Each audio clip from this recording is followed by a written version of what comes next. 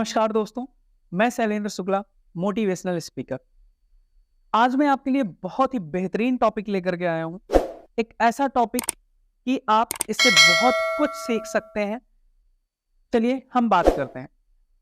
आज हम बात करते हैं कि अगर आपको ज़िंदगी में कुछ सीखना है, तो सीखने के लिए आपको एक गुरु को बनाने की ज़रूरत पड़ती है। अगर हम गुरु को बनाने की ज़रूरत की हम बात करें, तो गुरु आपको किस तरीके से बनाना चाहिए और गुरु आपको किस तरीके से साथ में लेकर के चलेगा, उस चलने तक का जो सफ़र है, उसमें आपको गुरु से किस तरीके से पेश आना चाहिए, गुरु से किस तरीके का भाव रखना चाहिए, गुरु से अपना दिमाग चलाना चाहिए या नहीं चलाना चाहिए, इन सब चीज़ों के बारे में हम आज आपसे बात करेंगे। पहला ये है कि मैं आपको बताऊँ कि गुरु जब भी आप बनाते हैं, तो गुरु ना आपको एक दर्द या किसी भी तरीके से आपको वो आज़माने की कोशिश करेगा।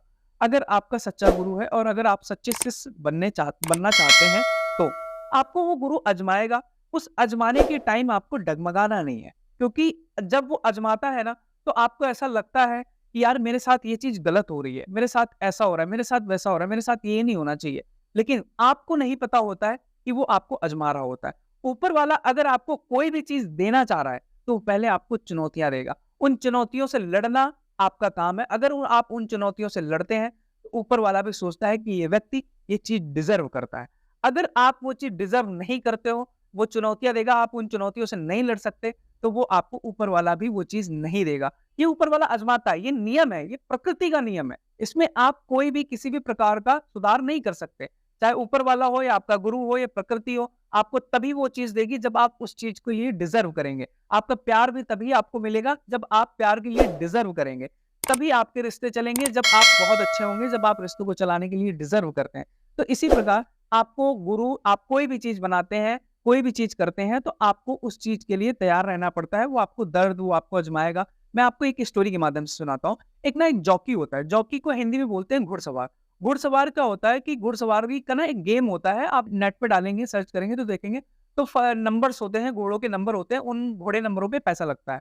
तो जैसे 1 नंबर घोड़ा, 2 नंबर घोड़ा, 3 नंबर घोड़ा, 4 नंबर घोड़ा, इतने घोड़े नंबर पे इतना पैसा लगा, इस तरीके का एक गेम होता है। तो वो उस गेम में ना जब घुड़सवार जो होता है, वो घोड़े को जिताना चाह रहा होता है। तो घोड़े को जिताने के लिए ना जो जिताने के लिए बीच में जो रेस का जो डिस्टेंस होता है, उस डिस्टेंस में ना घोड़े को वो जो घुड़सवार होता है, वो बहुत मार रहा होता है, पीट रहा होता है, बहुत दर्द होता है, कभी इधर मारता है, कभी उधर मारता है, कभी इधर चाबुक मारता है, कभी उधर चाबुक, कभी इधर कोड़ा, कभी उधर कोड़ा, इस तरीके की कई उसको दर्द देता है। लेकिन घोड़े को ये नहीं पता होता है कि मेरा जो घुड़सवार है, मेरा जो मालिक है, वो मुझे जिताना चाह रहा है। वो घोड़े को तब पता चलता है, बाद में पता चलता है जब वो जीतता है। और मेडल किसको पहनाया जाता है? मेडल घुड़सवार को नहीं पहनाया जाता है, उसके मालिक को नहीं पहनाया जाता है। मेडल जो पहनाया जाता है, वो घोड़े को पहनाया जाता है। आप देखिए वीडियो, आपको पता चलेगा। तो घोड़े को नहीं पता होता है कि वो मुझे जिताना चाह रहा है, लेकिन जब वो जीतता है तो मेडल किसको पहनाया जाता है? घोड़े को पहनाया जाता है। इसी प्रकार जब आप जीतते हैं ना, तो मेडल आपको पहनाया जाता है, ना कि आपके गुरु को पहनाया जाता है। जिससे आप सीख रहे होते हैं, उसको नहीं पहनाया जाता है। तो इसलिए आपको ये चीज़ समझने की ज़रूरत है, जब भी आपको कोई भी कुछ देना चाह रहा है, जब भी गुरु आपका कुछ देना चाह रहा है, तो आपको वो आज़माएगा, वो आपको उस सिचुएशन तक लेकर के जाएगा, जहाँ पर आप टूट सकते हैं। जहाँ पर आप टूट सकते हैं, वो आपको उस सिचुएशन तक लेकर के जाएगा। तो इसलिए घबराना नहीं है, किसी भी प्रकार की कोई लोड लेने की ज़रूरत नहीं है माइंड में, वो आपके अच्छे के लिए ही कर रहा है। आप अपने गुरु को, आप अपने भगवान को, आप अपने परमात्मा को सब कुछ जब आप कुछ सीखना चाह रहे हैं ना, तो उसको समर्पण कर दीजिए। आप उसके पैरों में गिर जाइए, आप उसके पैरों क्योंकि आप सर पे उसके बैठोगे तो सीख नहीं पाओगे। आप उसके पैरों को चरण स्पर्श करके या पैरों में रह करके, उससे झुक करके आप सारी चीज़ें सीख सकते हो। तो आपको गुरु इस प्रकार बनाना चाहिए, आप समर्पण का मतलब ये नहीं है कि अब आपको दिखावा करना है। जैसे दुर्योधन और द्रोणाचार्य, उनके बीच में दिखावा होता था कि हम ये चीज़ सीख रहे हैं, हम ये चीज़ कर रहे हैं। आपको दिखावा नहीं करना है, आपको रियल में उनको समर्पित कर देना है। ठीक उसी प्रकार जिस प्रकार अर्जुन ने कर दिया था द्रोणाचार्य को, उसी प्रकार आपको पूरा समर्पण कर देना है कि मैं आपके जो है आपके प्रति समर्पित हूँ, मैं आप समर्पण हूँ। आपका जो मन, जैसे मन, जो जिस प्रकार की आप सज़ा देना चाहें, जिस प्रकार का आप दर्द देना चाहें, आप दे सकते हैं। मेरे मन में किसी भी प्रकार का कभी भी कोई भी संदेह उत्पन्न नहीं होगा। तब आपको गुरु उस भाव से सिखाएगा, जो चीज़ आप सीखना चाहते हैं, उसी भाव को डालेगा, भाव से सिखाएगा। अब आपको वो ज्ञान देने की कोशिश करेगा, जो ज्ञान उसके पास है। और जब आप ये चीज़ें सीख जाते हैं, बहुत सारे ऐसे लोग होते हैं जिसको जो कुछ सीखना होता है ना, पहले सीख लेते हैं, बोलते हैं ठीक है बाद में बताएँगे।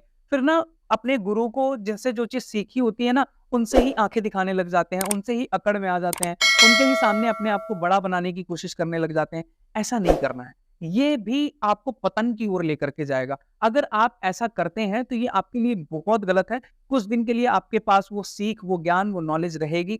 थोड़े दिन बाद वो अपने आप गायब हो जाएगी। क्योंकि अगर आप अपने गुरु, आप अपने परमात्मा, आप अपने माँ-बाप, आप अपने बड़ों की रिस्पेक्ट नहीं कर सकते, तो ऐसा नहीं है कि कल को आप किसी के गुरु नहीं बनेंगे, कल को आप किसी के बड़े नहीं बनेंगे, कल को आप किसी के माँ-बाप नहीं बनेंगे, कल को आप किसी के भाई नहीं बनेंगे। आप भी कभी ना कभी इन रिलेशंस में आएँगे और फिर आपका छोटा आपकी डिसरिस्पेक्ट कर रहा होगा, आपकी रिस्पेक्ट नहीं करेगा, तब आपको बुरा लगेगा क्योंकि लोग कॉपी करते हैं। इस बात को मेरी ध्यान रखिएगा। अगर आप किसी को इज़्ज़त दे सकते हैं, तो आपसे छोटे भी आपको इज़्ज़त देंगे क्योंकि उन्हें दिख रहा है कि फला व्यक्ति ये अपने गुरु की इज़्ज़त कर रहा है, अपने भाई की इज़्ज़त कर रहा है, अपने माँ-बाप की इज़्ज़त कर रहा है, तो इसका मतलब ये है कि इसकी भी इज़्ज़त करनी है। तो ये चीज़ें कॉपी पे होती हैं। अब आपको बहुत सारे लोग होते हैं तो दिमाग लगाने लग जाते हैं। गुरु को नीचा दिखाने की कोशिश करते हैं, बोलते हैं क्या हुआ? हमने बहुत सारे ऐसे लोग होते हैं ये बोलते हैं कि क्या हुआ? हमने भी तो किया किया है कुछ, उन्होंने सिखाया है तो हमने किया, अगर हम करते ही ना तो हम सीखते कैसे? इस तरीके की वर्डिंग आपको यूज़ नहीं करनी है। ये बहुत ही ज़्यादा गलत बात है आपके लिए। बहुत सारे ऐसे लोग हैं जो इस तरीके की एक्टिविटीज़ करते हैं। गुरु के प्रति आपका भाव किस प्रकार का होना चाहिए? मैं आपको रामायण की जो है एक कथा के उससे मैं बताना चाहता हूँ कि गुरु के प्रति आपका भाव इस प्रकार का होना चाहिए। एक बार क्या हुआ, राम जी समुद्र के किनारे जो है सब लोग उनका श्री राम नाम लिख करके पत्थर समुद्र में पानी में तैरा रहे थे।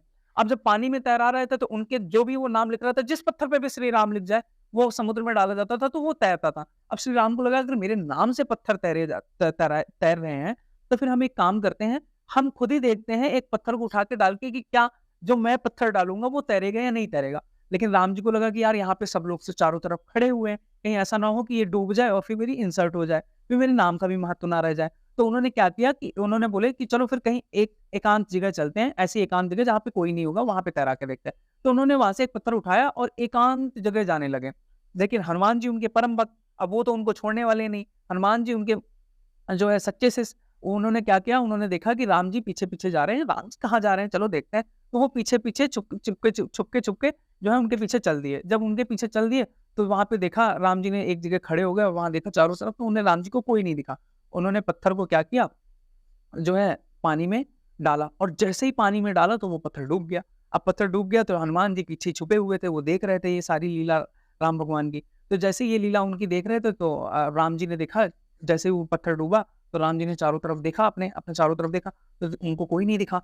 कि उनको लगा यार ये अच्छा हुआ, इसीलिए मैं कह रहा था कि मैं अकेले में जा करके देखूँ। तब तक हनुमान जी प्रकट हो गए उनके सामने, जय श्री राम, हे प्रभु जय श्री राम करके प्रकट हो गए। तो उन्होंने बोला, राम जी ने बोला, बताओ हनुमान क्या बात है? तो हनुमान जी ने कहा, कोई प्रभु कोई बात नहीं है। कह रहे जो मैंने किया वो देखा तो नहीं तुमने अभी? कह रहे प्रभु बिल्कुल देखा। तो कह रहे अच्छा देखा है तो किसी को बताना मत। तो हनुमान जी ने क्या कहा, अब यहाँ पर आपको समझने की ज़रूरत है कि आपको गुरु के प्रति किस प्रकार का भाव रखना चाहिए समाज में, ऐसा नहीं उनके सामने, समाज में भी और अपने दिल में किस प्रकार का भाव रखना चाहिए। हनुमान जी ने तुरंत कहा कि प्रभु, जिस चीज़ को आप अपने हाथ में लेते हो और लेने के बाद उसको आप फेंक दोगे, तो वो चीज़ तैरेगी कैसे? वो तो डूबना ही डूबना है। जिस व्यक्ति को आपने छोड़ दिया, जिस व्यक्ति को आपने अपने मन से हटा दिया, दिल से छोड़ दिया, आप अपने शरीर से, अपने हाथों से छोड़ दिया, वो व्यक्ति कहाँ तैर सकता है प्रभु? वो तो डूबना ही डूबना है। उसका तय तो डूबना ही डूबना है। वो कभी ज़िंदगी में तैर नहीं सकता। इस प्रकार का भाव आपके गुरु के प्रति आपका होना चाहिए। तब जा कर के तो उन्होंने बोला, हाँ हनुमान, बात तो आप सही कह रहे हो। तो आप कह रहे प्रभु बात सही है ही है, जिसको आपने छोड़ दिया वो गया। तो इस प्रकार का भाव आपके भगवान के प्रति होना चाहिए। बहुत सारे लोग होते हैं दिमाग लगाने लगते हैं, दिमाग नहीं लगाना होता है। ये एक ट्रू वो है आर्टिकल है, आप पढ़िएगा या फिर आप यूट्यूब या नेट पे सर्च करिएगा, गूगल पे जाकर के नेट पे अगर आप सर्च करेंगे तो आपको मिलेगा। एक बार क्या हुआ कि 4 स्टूडेंट थे, तो 4 स्टूडेंट का एग्ज़ाम नेक्स्ट डे लगा था। तो नेक्स्ट डे लगा था तो उन्होंने कोई प्रिपरेशन नहीं करी थी, किसी भी प्रकार की उस एग्ज़ाम्स की तैयारी नहीं थी उनको। तब उनको इस चीज़ का डर था कि यार कल एग्ज़ाम है, अगर मैं एग्ज़ाम में बैठा तो मैं फेल हो जाऊँगा। तो उन्होंने दिमाग लगाया, उन्होंने दिमाग लगा करके जिस दिन एग्ज़ाम था, जिस दिन एग्ज़ाम की टाइमिंग थी, उस टाइमिंग से 2 घंटे वो लेट पहुँचे थे वहाँ पे एग्ज़ाम सेंटर में। जब एग्ज़ाम सेंटर में लेट पहुँचे तो उन्होंने काफ़ी रिक्वेस्ट करी अपने टीचर से, बोले कि सर मुझे माफ़ कर दीजिए, हम लोग रात को घर से निकले हुए हैं, हमारी गाड़ी रात को पंचर हो गई थी, खूब घना जंगल था, वहाँ पे कोई नहीं था, जिसकी वजह से हम लेट हो गए, हमारी गाड़ी पंचर हो गई थी, हम इसकी वजह से लेट हो गए, हम क्या करें? हमें पूरी तैयारी है, हमें एग्ज़ाम में की पूरी पूरी तैयारी है, आप एक काम करिए इस एग्ज़ाम को हम चारों लोगों के लिए क्या 2 दिन बाद या 3 दिन बाद या 1 वीक बाद, 1 महीने बाद दिलाया जा सकता है? तो टीचर्स ने बोला कि हाँ, क्यों नहीं दिलाया जा सकता? कोई इश्यू नहीं है, आप एक काम करिएगा। काफ़ी उन्होंने स्टूडेंट्स ने रिक्वेस्ट करी, तब जाके टीचर माने कि कोई बात नहीं, आपकी फला-फला डेट को, इस डेट को आप चारों लोग आइएगा और आपका एग्ज़ाम है। तो जैसे ही एग्ज़ाम की डेट आई, तो वो चारों लोग पहुँचे वहाँ पर। जब चारों लोग पहुँचे तो उनको सबको एक अलग-अलग रूम में बिठा दिया गया, मतलब चारों लोगों को अलग कर दिया गया और एग्ज़ाम पेपर दे दिया गया। जैसे ही एग्ज़ाम पेपर दिया गया, उस एग्ज़ाम पेपर में सिर्फ 2 क्वेश्चन थे। पहला क्वेश्चन था कि आपको आपका अपना नाम लिखना है, एड्रेस लिखना है और किस चीज़ का पेपर है, सब्जेक्ट क्या है, ये सारी चीज़ें आपको लिखनी है। तो ये तो हर किसी को आता है। लेकिन जो पहला क्वेश्चन था वो सिर्फ 2 नंबर का था। अब जो दूसरा क्वेश्चन था वो 98 नंबर का था। मतलब सिर्फ 2 ही क्वेश्चन थे पूरे क्वेश्चन पेपर में। तो दूसरा जो क्वेश्चन था वो क्वेश्चन बड़ा ही खतरनाक था। वो क्वेश्चन था दूसरा जो क्वेश्चन था बहुत ही इंटरेस्टिंग क्वेश्चन है कि आपके गाड़ी का टायर कौन-सा पंक्चर हुआ था, ये बताइए मुझे। अब चारों लोगों को तो अलग कर दिया गया। अब चारों लोगों ने इस प्रकार के क्वेश्चंस का कोई डिस्कशन ही नहीं किया था कि मुझे ये लिखना है, क्योंकि उनको ये थोड़ी पता था कि ये क्वेश्चन आएगा। अब वो चारों के चारों फँस गए क्योंकि उनकी कोई गाड़ी पंक्चर नहीं हुई थी। वो 1 नंबर के जो है लोफर थे, 1 नंबर के जो है कोई भी प्रिपरेशन उन्होंने करी नहीं थी, मतलब उनको करनी नहीं थी, उनको पढ़ाई-वढ़ाई में मन लगता नहीं था, सिर्फ़ उनको इसी तरीके की एक्टिविटीज़ करनी थी। तो अब उनका जो दूसरा क्वेश्चन था वो ये था कि टायर कौन-सा पंक्चर हुआ था गाड़ी का? अब चारों के चारों कन्फ्यूज़, कौन-सा लिखूँ? अगर मैं ये लिखता हूँ तो कहीं मेरा दोस्त ये ना लिख दे, कहीं मेरा ये दोस्त ये ना लिख दे, तो हम तो पकड़े जाएँगे। तो वो सच में पकड़े गए। तो अब आपको चीज़ देखनी है कि आप दिमाग किससे लगा रहे हो। जिससे आप सीख रहे हो, उसी से आप दिमाग लगा रहे हो। जो आपको चीज़ें सिखा रहा है, जो आपको चीज़ें पढ़ा रहा है, जो आपको ज्ञान दे रहा है, आप अगर उसी से दिमाग लगाओगे, तो ये आपके लिए हानिकारक हो जाएगा। तो कभी भी आपको गुरु की, जिससे जो चीज़ सीखते हैं, अपने बड़ों की डिसरिस्पेक्ट नहीं करनी, अपने परमात्मा, अपने भगवान की डिसरिस्पेक्ट नहीं करें। एटलीस्ट उनसे दिमाग नहीं चलाना है आपको। आप अपने छोटों से चलाइए, लेकिन एटलीस्ट उनसे दिमाग नहीं चला सकते, जिन्होंने आपको सिखाया है, जो कि ऑलरेडी आपसे बड़े हैं, उनको उस चीज़ का एक्सपीरियंस है, वो आपसे आगे जा चुके हैं। ये बात आप मान के चलें कि आपको दिमाग गुरु से तो बिल्कुल नहीं लगाना है। वो आपको डर देंगे, वो आपको पेन देंगे, वो आपको इमोशनली आप पर अटैक करेंगे, तो वो आपको आज़मा रहे होंगे। बचपन में क्या होता था, हमारे माँ-बाप होते थे तो हमारी ना किसी से लड़ाई हो जाती थी, आपस में किसी से भी लड़ाई हो जाती थी, छोटे, मैं बहुत बचपन की बात कर रहा हूँ।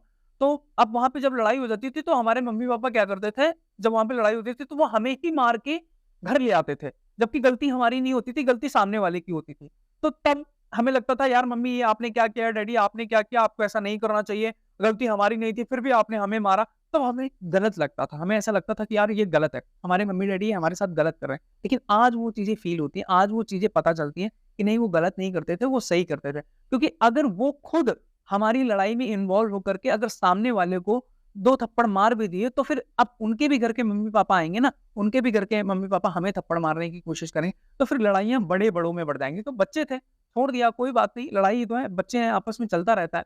तो अब लेकिन ये चीज़ उनकी इंटेंशन थी कि अगर हम बड़े-बड़े लड़ गए, तो फिर बड़े-बड़े लड़ जाएँगे ना, तो फिर वहाँ पे लड़ाई बढ़ जाएगी। तो हमें उस टाइम चीज़ें गलत लगती थी। तो ऐसे ही गुरु जब आपको कोई चीज़ सिखा रहा है, तो उस टाइम आपको लगेगा कि ये मेरे साथ गलत हो रहा है, लेकिन नहीं, वो गलत नहीं होता, वो आपके अच्छे के लिए होता है। ये चीज़ आपको समझने की ज़रूरत है। अगर आपको मेरी ये वीडियो पसंद आई है, तो प्लीज़ शेयर एंड कमेंट ज़रूर करें और कमेंट्स करें कि आपको नेक्स्ट वीडियो में किस टॉपिक पे लेके आऊँ।